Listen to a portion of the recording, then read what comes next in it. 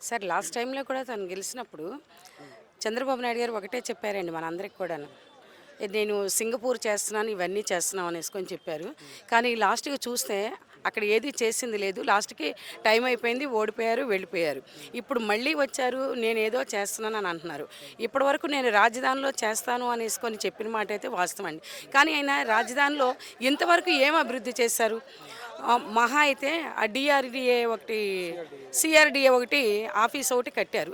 ఇప్పుడు ఈ ప్రెజెంట్ అది ఈ కూడా జగన్మోహన్ రెడ్డి సంవత్సరంన్నరలో. కదా అప్పట్లో కట్టింది. జగన్మోహన్ రెడ్డి గారు కడితే ఈయనొచ్చి ఓపెన్ చేశారు కదా సార్. సిఆర్‌డీ ఆఫీస్‌ని మొన్న రీసెంట్‌గా ఒక 2, 3 నెలల క్రితం ఆయన ఓపెన్ చేశారు. అంతకు మించి వేరే ఇంకే ఒక్కటైనా సరే నేను ఇది కట్టాను అనేసుకొని వాళ్ళని చెప్పమనండి. చంద్రబాబు నాయుడు గారితో లేదు కూటమి ప్రభుత్వంలో ఎవరైనా సరే అసలు అభివృద్ధే జరగలేదండి. కాకపోతే ఏంటంటే పథకాల విషయం అంటే జగన్ గారు పెట్టిన మార్కే ఏదో అమ్మఒడి అని పెట్టారు. తల్లికి వందనం అనేసుకొని అలా పెట్టారు. ఇలాగ పెట్టినవి కాకుండా ఏ ఒక్కటైనా సరే మళ్ళీ వాళ్ళు కొత్తగా తీసుకొచ్చి పెట్టిందైతే ఏమాత్రం లేదు.